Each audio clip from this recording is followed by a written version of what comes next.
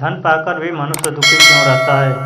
मनुष्य के जीवन से सुख शांति नष्ट कैसे हो जाती है? उन्हें सुख शांति कैसे मिले? जय श्री कृष्णा मित्रों, स्वागत है अनमोल विचार यूट्यूब चैनल में। आज का वीडियो बहुत ही महत्वपूर्ण और ज्ञानवर्धक है। आपसे निवेदन है कि वीडियो में अंत तक बने रहें। मित्रों, एक बार माता पार्वती ने भगवान शिव से प्रश्न किया था कि हे नाथ, मनुष्यों को दुखी रहने का कारण क्या है? उन्हें सुख शांति कैसे मिले? जीवन के सभी रास्ते बंद होने पर वो क्या करें? भगवान शिव कहने लगे, हे देवी, जगत कल्याण के लिए ये प्रश्न बहुत ही महत्वपूर्ण है। चलो मैं तुम्हें दिखाता हूँ। इस प्रकार नंदी पर बैठकर भगवान शिव संसार का भ्रमण करने लगे तो उन्होंने देखा कि एक धनवान सेठ अपने व्यापार काम काज में व्यस्त है। उसे अपने काम से इतना समय नहीं मिल पाता कि वो अपने बच्चों और पत्नी को समय दे सके।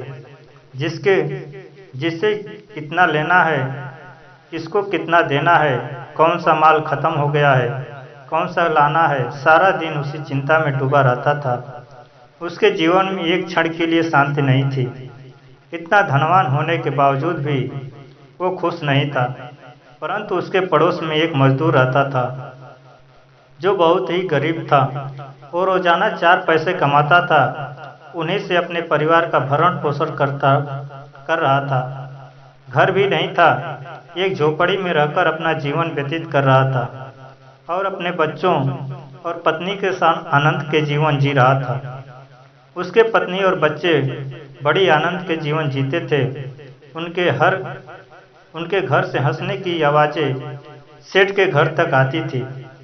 यह देखकर सेठ की पत्नी को बड़ा आश्चर्य हुआ और सोचने लगी कि हमसे अच्छा तो ये मजदूर है जिसके पास पहनने को ठीक से वस्त्र नहीं है, रहने के लिए पक्के मकान नहीं, 4 पैसे की मजदूरी है, फिर भी खुश है। और एक हम हैं, लाखों करोड़ों का कारोबार है, करोड़ों के बंगले में रहते हैं, पैसों का कोई पता नहीं, कितने आए और कितने गए, फिर भी हमारे पास ना खुशी है, फिर भी हमारे पास न सुख है न शांति। ऐसी अमीरी का क्या मतलब? मित्रों, एक दिन दुखी होकर सेठानी ने सेठ जी से कहा कि इतनी धन दौलत का क्या मतलब, जिसमें फंसे रहकर जीवन के सब रस धूल हो जाए। इतने बड़े धनवान बनकर हम अपने जीवन के 2 अनमोल रत्नों को खो दिया है। न हमारे पास सुख है न शांति। हंसना बोलना तो मानो हम वर्षों से देखा ही नहीं। उस मजदूर को देखो, 4 पैसे कमाता है और सुखी से और खुशी से रहता है। जीवन का सच्चा सुख तो उसी के पास है। ना किसी बात की चिंता है, ना कोई फिक्र। सेठानी की बात सुनकर सेठ ने कहा, तुम ठीक कहती हो। वह मजदूर इसलिए खुश है क्योंकि उसके गले में लोभ का फंदा नहीं पड़ा है। जिस दिन लोभ में फंस जाएगा उस दिन उसकी भी सुख शांति नष्ट हो जाएगी। लोभ में पड़ने के बाद मनुष्य को पैसों की भूख बढ़ जाती है जो उसे रात दिन चैन से नहीं बैठने देती। फिर तो वो ना पत्नी का रहता है, ना बच्चों का, ना मित्रों का, ना रिश्तेदारों का, सिर्फ लोभ का ही बनकर रह जाता है। उसके जीवन की सारी रस धन कमाने की व्यवस्था में ही खत्म हो जाते हैं।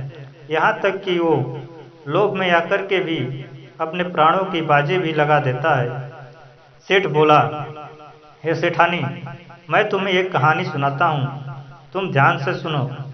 एक बड़ा ही धर्मात्मा राजा था जो हमेशा दीन दुखियों को दान लुटाया करता था। एक दिन उसके दरबार में एक दीनहीन भिखारी आया। उसने राजा से धन की याचना की और रहने के लिए थोड़ी सी जगह मांगी। राजा बड़े दयालु थे। उन्होंने भिखारी की हालत को देखते हुए भिखारी से कहा, हे दीनहीन मनुष्य, मैं तुम्हें आदेश देता हूँ कि तुम सुबह से शाम तक जितनी दूर तक दौड़कर भागकर जा सकते हो उतने ही जगह पर तुम्हारा अधिकार हो जाएगा। पर एक शर्त है, जिस स्थान से तुम दौड़कर जाओगे सूर्यास्त होने से पहले तुम्हें लौटकर उसी स्थान पर आना होगा। दोस्तों, राजा की बात सुनकर भिखारी को खुशी का ठिकाना नहीं रहा। वह एक निश्चित स्थान से दौड़ना शुरू किया। राजा ने उसके पीछे अपना एक सिपाही लगा दिया कि देखते रहना कि ये व्यक्ति कितनी दूरी तय करके वापस लौटता है। जितनी दूरी ये दौड़ते जाता है उतनी जगह चिन्हित करते जाना।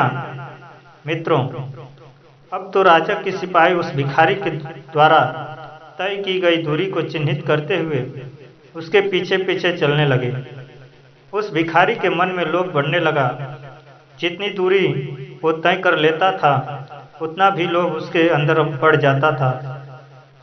थोड़ा और के चक्कर में वो भागता ही रहता रहा। उसे इस बात का ध्यान नहीं रहा कि वो जहाँ से भागा है सूर्यास्त होने तक उसके पहले वापस लौटकर उसी स्थान पर पहुँचना है। तभी तय की गई दूरी पर उसका अधिकार हो जाएगा। भागते भागते जब सूर्यास्त होने को आया तो तब उसे ध्यान आया कि अरे, मुझे उसी स्थान पर वापस भी लौटकर जाना है। अब उसने वापस लौटने की ठानी, परंतु वो लोभ के कारण इतना आगे बढ़ चुका था कि इतने कम समय में उसे वापस लौटना बहुत मुश्किल था। पूरे दिन दौड़ने के कारण वो थक तो गया ही था, ऊपर से उसे कम समय में वापस भी लौटना था। इसलिए उसने और तेजी से भागना शुरू कर दिया। भागते भागते ही रास्ते में ही सूर्यास्त हो गया। उसने देखा उसके पूरे दिन का भागना व्यर्थ हो गया और वो थक कर जमीन पर गिर पड़ा। उसके हाथ पैर उखड़ गए और उसकी मृत्यु हो गई। सेठ बोले, हे सेठानी, जिस तरह आग में घी पड़ने पर आग दुगुनी हो जाती है, उसी तरह धन मिलने पर लोभ दुगुना हो जाता है और बढ़ता हुआ लोभ उसके जीवन में सुख चैन सब खत्म कर देता है। यदि तुम चाहती हो कि ये मजदूर भी हमारी तरह लोभ में पड़कर अपने सुख चैन से हाथ धो बैठे, तो देखो, मैं इसके घर में रात में एक पोटली में बांधकर ये 99 रुपये डाल दूंगा और कल से ये व्यक्ति पूरे 100 बनाने के लिए लग जाएगा। जब ये 100 रुपये कर लेगा फिर वो 200 रुपये करने को सोचेगा। इसी तरह इसका लोभ बढ़ता जाएगा। मित्रों, भगवान शिव बोलते हैं, हे देवी, इस प्रकार उस सेठ ने 99 रुपये एक पोटली में बांधकर उस मजदूर के घर में फेंक दिया। सुबह होते ही मजदूर ने देखा कि उसके आंगन में पैसों से भरी एक पोटली पड़ी है।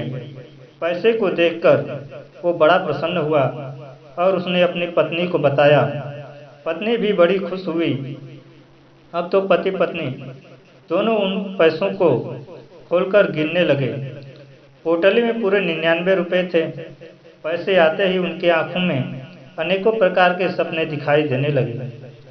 उसने सोचने लगे कि कोई बात नहीं, 100 में 1 रुपये ही कम तो है। हम 4 पैसे कमाते हैं, 2 पैसे रोज बचाएंगे और 2 पैसे से हम गुजारा कर लेंगे। जब ये 100 हो जाएंगे तो इनमें से हम घर बनवा लेंगे। इस प्रकार वो रोजाना अपना गुजारा चलाता था और 2 पैसे बचाकर रखता था। अब तो उन्हें पैसे बचाकर रखने का चस्का लग गया। उन्होंने खाना पीना भी कम कर दिया। पहले रातों रात तक जागकर बातें करते थे, हंसते खिलखिलाते थे। अब तो जल्दी सो जाते हैं कि कल जल्दी काम पर जाना है और जल्दी जल्दी पैसे इकट्ठे हो जाए और हम भी एक नया घर बनाएं। अब धीरे धीरे जब 100 रुपये पूरे हो गए तो उसने सोचा कि चलो थोड़ा पैसे और जोड़ लेते हैं। घर में पानी के लिए एक नल लगवा लेंगे। इस तरह से जैसे जैसे पैसा उनके पास बढ़ता गया वैसे ही उनकी इच्छाएं भी बढ़ती गई। जैसे जैसे इच्छाएं बढ़ती वैसे वैसे काम की व्यवस्था भी बढ़ती हुई गई। सुख चैन तो मानो उनके पास रहा ही नहीं। सारी खुशहाली समाप्त हो गई और दिन रात धन की चिंता लगी रही।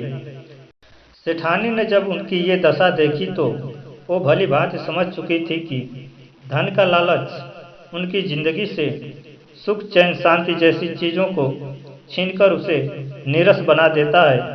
सुख पाने का एक ही तरीका है, वो है इच्छाओं को काबू में रखना और गृहस्थ जीवन में पड़कर इच्छाओं को नियंत्रण में करना बहुत ही मुश्किल है, क्योंकि उसके ज़िंदगी में आवश्यकता ये तो होती है ही है, और बिना धन की आवश्यकताएं कभी पूरी नहीं होती।